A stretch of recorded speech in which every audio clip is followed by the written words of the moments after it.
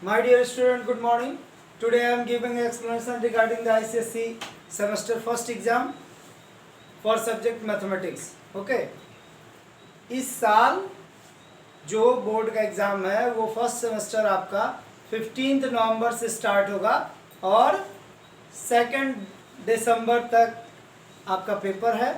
उसमें उससे रिलेटेड जो MCQ लेवल के जो टाइप्स के जो इस साल नए एक्स्ट्रा दिए गए हैं उससे रिलेटेड मैं मैथ्स के बारे में किस टाइप्स के क्वेश्चन आएंगे और उसका टॉपिक कौन सा होगा उसके बारे में डिस्कस कर रहे हैं।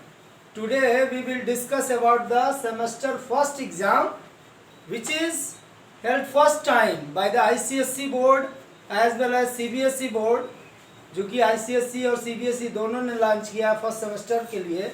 और उसमें बोर्ड जो है पूरे एग्ज़ाम को 2 पार्ट में शेड्यूल किया है। फर्स्ट सेमेस्टर जो कि आपका नवंबर में स्टार्ट हो रहा है, 15 नवंबर से स्टार्ट होगा, और जो सेकेंड सेमेस्टर आपका होगा वो आपका फरवरी या फिर मार्च में होगा। तो फर्स्ट सेमेस्टर एग्ज़ाम में मैं मैथमेटिक्स के बारे में आपको डिस्कस कर रहा हूँ आज कि किस तरह के क्वेश्चंस आएंगे। इससे पहले वाले वीडियो मैंने अपलोड किया था कि आपके कंटेंट्स क्या हैं, यानी टॉपिक्स क्या है आपके। पहला टॉपिक था GST, कमर्शियल अर्थमेटिक का पार्ट GST था, और दूसरा पार्ट जो था वो आपका बैंकिंग था, और थर्ड पार्ट आपका लीनियर इनइक्वेशन था, फोर्थ पार्ट आपका क्वाड्रेटिक इक्वेशन था, फिफ्थ पार्ट आपका रेशियो था, सिक्स्थ पार्ट मैट्रिक्स, उसके बाद फैक्टराइजेशन और उसके बाद AP। यानी इससे रिलेटेड ये सारे इसके बारे में मैंने बताया था कि ये सारे आपके फर्स्ट सेमेस्टर एग्जाम में आएंगे। आज मैं डिस्कस कर रहा हूँ कि आपके बैंकिंग में किस तरह के क्वेश्चन आएंगे। टॉपिक जो मैं लिख रहा हूँ वो टॉपिक आपका है बैंकिंग, और बैंकिंग में किस तरह के क्वेश्चन आएंगे उस पर आज हम फोकस कर रहे हैं। एक्चुअल में जो ये फर्स्ट सेमेस्टर एग्जाम है ये आपका पूरी तरह से बहुत इजी नहीं होगा और ना तो बहुत tough. So many students thinking that semester first exam which is based on MCQ which is a very easy, maybe or not, it depend upon your preparation। यह आपकी तैयारी पर डिपेंड करेगा कि आप कितने तैयार हैं, उस पर डिपेंड करेगा कि आप उसकी। तो इससे रिलेटेड अगर आपकी डीपली स्टडी आपने किया है उस कंटेंट्स के बारे में, उस टॉपिक्स के बारे में अगर डीपली स्टडी किया है then it is easy for you. Otherwise आपने अगर डीपली स्टडी नहीं किया है तो वो आपके लिए टफ हो सकता है। यानी हर कंटेंट्स के जो इनर पार्ट्स हैं, यानी अंदर उसके जो रूल्स एंड रेगुलेशंस हैं मैथमेटिक्स के लिए स्पेशली, तो वो सारे आपके होने चाहिए। क्योंकि कुछ क्वेश्चन डायरेक्ट ऐसे आएंगे जो आपका ऑप्शंस दिया रहेगा, यानी direct that is question based on basic principle और रूल्स, जो सीधा आपके बेसिक प्रिंसिपल पर डायरेक्ट होंगे और आपको डायरेक्ट टिक करना होगा, यानी उसमें आपको कोई भी कैलकुलेशन वगैरह कुछ नहीं करना है। फॉर एग्जाम्पल ले लेते हैं। क्वेश्चन नंबर 1 ये आपका बैंकिंग से रिलेटेड है। बैंकिंग से रिलेटेड द इंटरेस्ट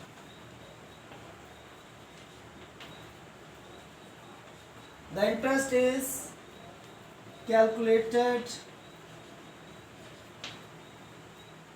और वो फॉर्मूले का नाम with the help of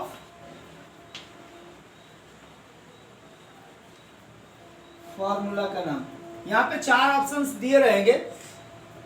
I is equal to PRT upon 100। Second आपका रहेगा A equal to P into 1 plus R by 100 power n। Third में आपका रहेगा I is equal to P into n plus 1 into R upon 2 into 12 into 100। और fourth में रहेगा नम, इसमें से कोई नहीं।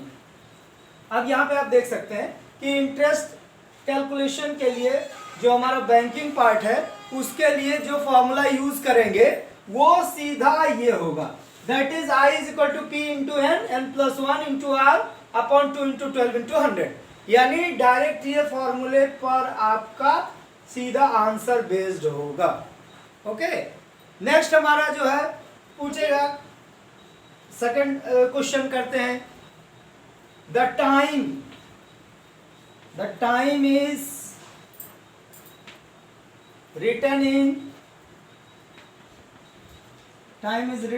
in number 1 year, number 2 months, number 3 days,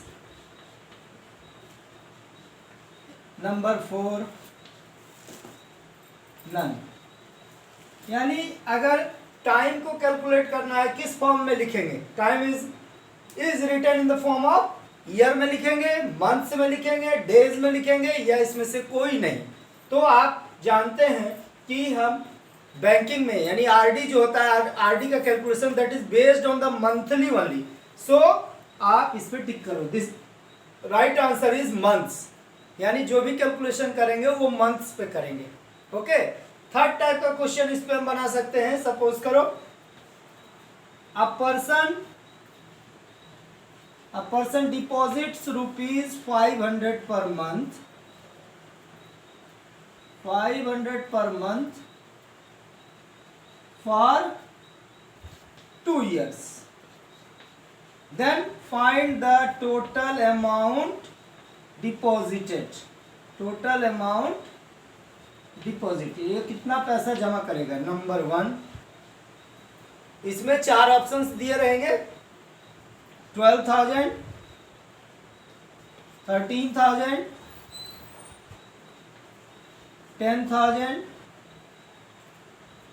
50,000। अब ये 4 ऑप्शंस में से हमें क्या करने हैं, एक दिया a person deposit rupees 500 per month, यानी 500 रुपये हर महीने जमा कर रहा है फॉर 2 years। अब ईयर्स को हमें चेंज करना है ऑलरेडी, अभी इससे पहले क्वेश्चन में देखें टाइम हमेशा रिटर्न किस फॉर्म में करेंगे, मंथ। तो 24 मंथ हो गया, तो टोटल अमाउंट डिपॉजिटेड देते पी इंटू टी, यानी 500 इंटू 24, तो 24 पंचे 120, यानी 12,000 रुपये आप जमा करोगे। This is the total amount deposited by the investor, it means first आपका आंसर हो जाएगा। ओके, जो हमारा क्वेश्चन है वो आरडी बैंकिंग पे ही है। For example a person deposits rupees 1,000 पर month for a period of 3 years,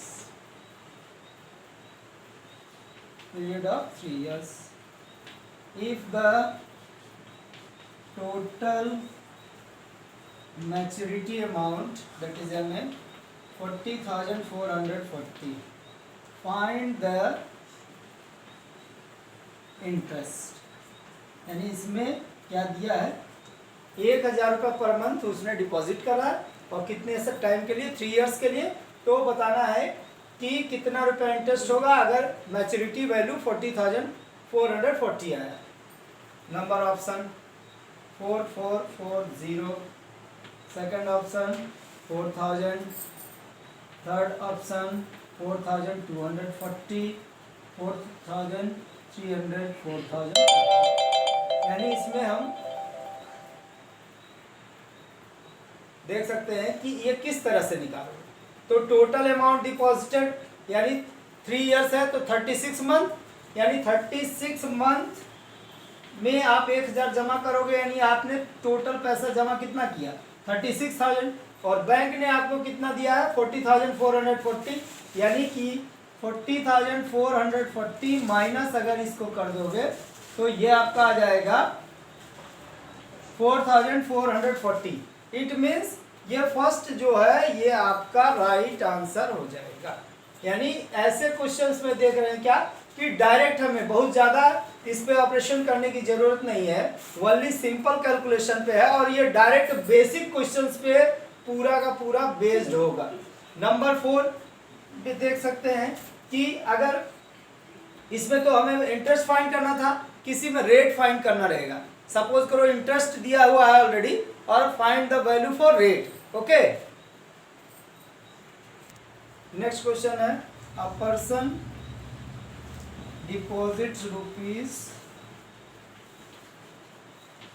600 per month for a period of 2 years, यानी 2 साल के लिए पैसा जमा करता है for a period of 4 years and if he gets rupees 5880 as interest, then find the rate, किस रेट से इसको मिला है। अब इसमें भी 4 ऑप्शंस रहेंगे, तो 4 ऑप्शंस रहेंगे। इसके लिए आप पहले क्या करेंगे, इंटरेस्ट का फॉर्मूला यूज कर लेंगे डायरेक्ट, और इसमें पी दिया हुआ है और टाइमिंग दी हुई है। यानी इंटरेस्ट के लिए फॉर्मूला यूज करना P into n, n+1 into R upon 2 into 12 into 100। In place of I right 5880, direct आप लिख दीजिए 5880, और P की वैल्यू ऑलरेडी गिवन है 600, और टाइम आपके पास है 4 years, तो 12 4 जा 48 इंटू 49, R की जगह पर R रहेगा, 2 इंटू 12 इंटू 100, ये कट जाएगा 2 टाइम्स, 0 0 कट जाएगा, यानी यहाँ पे आ गया आपके पास 5880 divided by 6 into 2 into 49 equal to R। 2 से कट कर दो, 2 2 जा 4, 2 9 जा 18, 2 4 जा 8, 0। अब इस 6 से अगर काटे तो 6 4 जा 24, 5 बच गया, 6 9 जा 54, 0, और इससे कट जाएगा 10 टाइम्स, यानी R की वैल्यू आ गई 10%। तो जो आपका 4 ऑप्शन रहेगा उसमें एक ऑप्शन रहेगा 10%, आप 10% पर टिक कर दोगे। This is the MCQ, that is a type of question for banking only. ये आपका बैंकिंग पर बेस्ड सारे क्वेश्चन थे, जिसमें हमने इंटरेस्ट निकालना सिखाया, रेट निकालना सिखाया, टोटल अमाउंट यानी मैच्योरिटी वैल्यू दिया है तो कैसे निकालोगे, यानी टोटल अमाउंट डिपॉजिटेड कैसे निकाल सकते हैं, यानी P इंटू टाइम से निकाल सकते हैं। तो ये सारा किस टॉपिक पे था, ये बैंकिंग। और सेकंड वीडियो में मैं आपको दूसरे टॉपिक के बारे में बता रहा हूँ जो कि लीनियर इनइक्वेशन से रिलेटेड है। ओके।